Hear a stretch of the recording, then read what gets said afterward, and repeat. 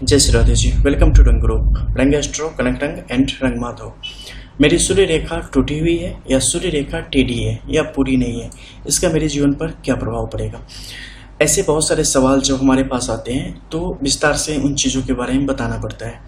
देखो, जब भी किसी की भी पाम देख रहे हो तो बोथ पाम को आप अपने चेक करें खुद से। अगर देख रहे हो तो चाहे जेंडर कोई भी हो, ऐसा नहीं है कि लेडी है तो लेफ्ट पाम देखेगी, नहीं, जो भी जेंडर हो वो अपने बोथ पाम को एनालाइज करेंगे। जो उनका नॉन वर्किंग हैंड होगा, यानी कि जिससे लिखते और खाते नहीं होंगे, उससे वो डेस्टिनी के बारे में देखेंगे, और जिससे ये काम करते होंगे उससे कर्म आधारित जो गणना होगी या जो प्रेडिक्शन होगी वो वहाँ से की जाएगी।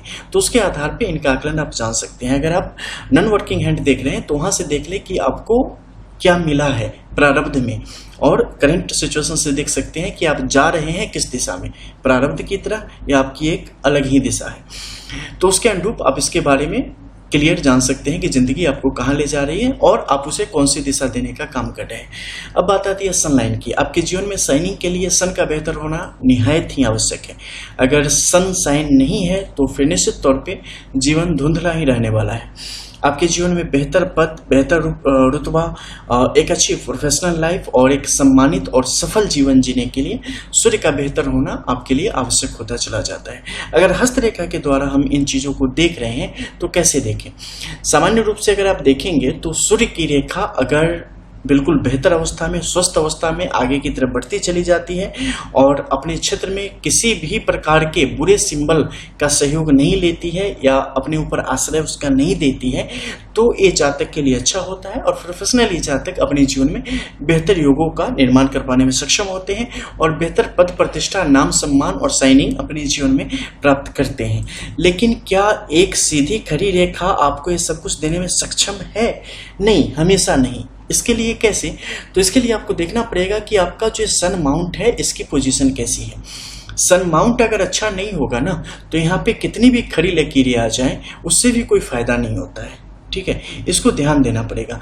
इसे आप ऐसे समझ सकते हो कि अगर भूमि बंजर है, ठीक है, अगर बेस सही नहीं है तो उस पर आप कुछ भी खड़ा कर दो वो गिर जाएगा।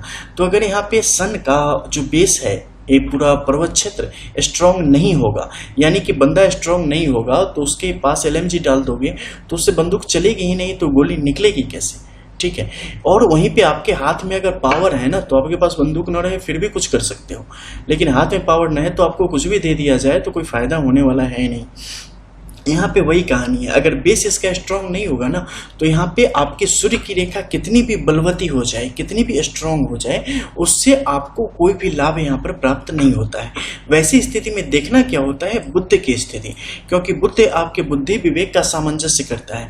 अगर इस स्थिति में भी, यानी कि आप निर्बल हैं लेकिन आपके पास संसाधन मौजूद है और साथ ही बुद्धि मौजूद है, जो कि दुनिया का सबसे खतरनाक वेपन होता है, तो आप इसके द्वारा किसी और की सहायता से अपना काम निकलवा सकते हो।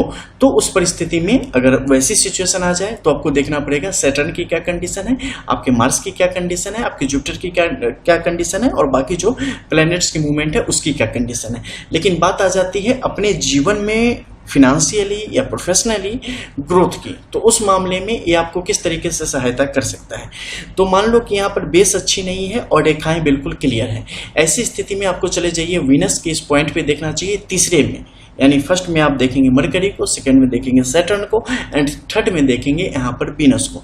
अगर वीनस आपका यहाँ पर स्ट्रांग है तो ऐसे लोग बिजनेस में अपने आप को काफ़ी ऊंचाई तक ले जा पाने की स्थिति में होते हैं और काफ़ी बेहतर रूप से अपने आप को साबित कर पाएंगे। ऐसे लोग को कभी भी गवर्नमेंट रिलेटेड सर्विसेज या सर्विसेज के लिए इनको नहीं सोचना चाहिए, बिकॉज उसमें इन्हें कोई लाभ प्राप्त नहीं होगा। इनफैक्ट कि अगर पॉलिटिक्स में जाना चाहे तो वहाँ भी इनके लिए जिस प्रकार से सफलता मिलनी चाहिए वो नहीं मिलेगा, 1-2% पर ही रह जाएंगे, चाहे कितने भी पैसे खर्च कर ले, कितने भी मेहनत कर ले। लेकिन ये जिसके सर पे हाथ रखेंगे वो व्यक्ति आगे बढ़ जाएगा। ठीक है, अब देखना होगा कि किसके पास खेत है और किसके पास फसल उगाने का हुनर है। कई बार आप देखोगे आपके पास हुनर है तो आपके पास संसाधन नहीं है, कई दफे आपके पास संसाधन है तो हुनर नहीं है। तो आपको यहाँ पर एक दूसरे का पूरक बनना पड़ता है जीवन में। ठीक है, किसी और के कंधे पे बंदूक रख के आगे बढ़ना पड़ेगा।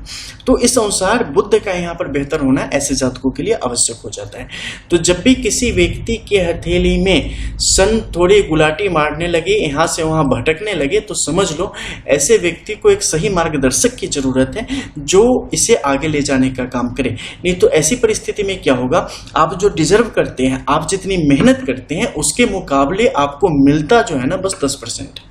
ठीक है, जिंदगी आपकी परीक्षा ही लेती रह जाती है, जीवन भर विद्यार्थी ही बने रह जाएंगे। ठीक है, टीचर वाली बात हो नहीं पाएगी पूरी तरीके से। कभी कोई टीचर नहीं आया तो भैया बचपन से ही आप पढ़ रहे हो स्कूल में, तो चलो 1-2 कक्षा संभाल लो, बस इतनी सी बात होगी। नहीं तो आपको जो चाहिए, जो आप डिजर्व करते हो, वो आपको कभी नहीं मिल पाता है। ये आपके मन मस्तिष्क को स्थिर नहीं रहने देगी, चंचल बना देगी, आपके लिए दूसरों की नज़र में आपकी जो इज्जत है उसे कम करने का काम कर देगी, आपके लिए अपमान को बढ़ा देने का काम करेगी, और कभी न खत्म होने वाले संघर्ष को आपकी तरफ लेके आती चली जाएगी। और इसमें जितनी भी शाखा निकले रहेंगे ना, ये उतना ज़्यादा परेशान करेगी। यहाँ पर अगर जाल का निशान आ जाए, क्रॉस का निशान आ जाए, तो परिस्थितियों को और भी ज़्यादा बुरा करती हुई चली जाएगी। ऐसे लोगों को लीगल इश्यूज से भी सावधान रहने की कोशिश करनी चाहिए। लेकिन एक बात आ जाती है, जैसे ही ये हॉट लाइन को पार करते हैं ना, तो आपका जो जीवन है गुमनाम नहीं होगा। ठीक है, बुरा ही सही, विख्यात नहीं सही, कुख्यात ही सही, लेकिन गुमनाम नहीं होगा। जानेंगे बहुत सारे लोग। ठीक है, आपकी जो लाइनिंग होगी वो बड़ी लंबी चौड़ी होगी, उसमें कोई कमी नहीं होती है, लेकिन लाभ नहीं मिल पाता। अब यहीं पर ये बेस काफ़ी स्ट्रांग हो और यहाँ पर सीधी रेखाएं चल रही हो और कोई भी इनेमी सिंबल नहीं से छुआ न हो, तो ऐसा व्यक्ति अपने जीवन में बेहतर पद को प्राप्त करेगा, ग्रुप ए की सर्विसेज की तरफ बढ़ेगा, बेहतर ऐसे मेंटर के रूप में या लीडर के रूप में अपने आप को उभार पाने की स्थिति में आता चला जाएगा। या अगर इंडस्ट्रीज या बिजनेस रिलेटेड आगे बढ़ना चाहेगा तो उसमें भी इसके लिए परिस्थितियाँ उनके हक में होगी। लेकिन उस समय फिर आपको सैटर्न के योगों को भी देखना पड़ेगा, जुपिटर की जो सिचुएशन है उसे भी देखना पड़ेगा।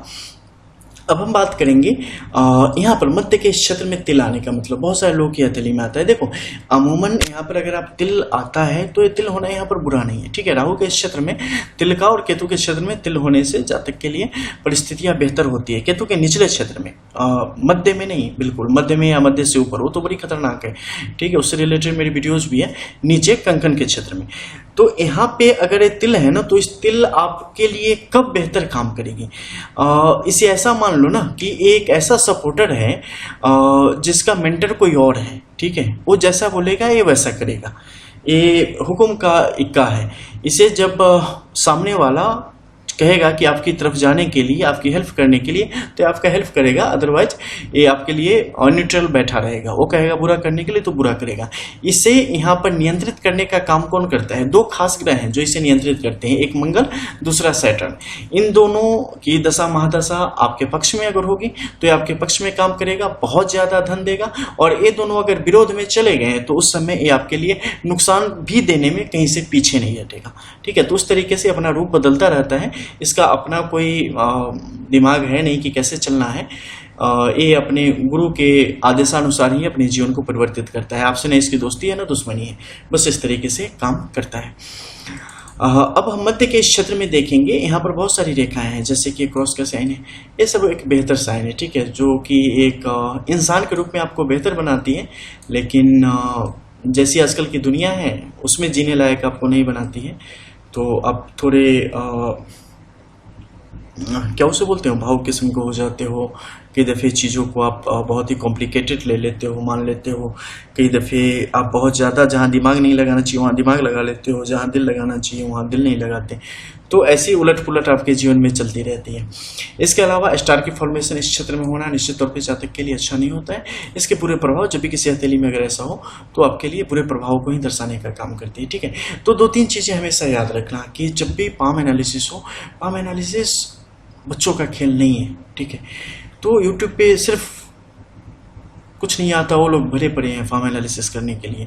तो चीज़ों को समझो, जानो कि रियलिटी है क्या। ठीक है, फिर एक नतीजे पर पहुंचो।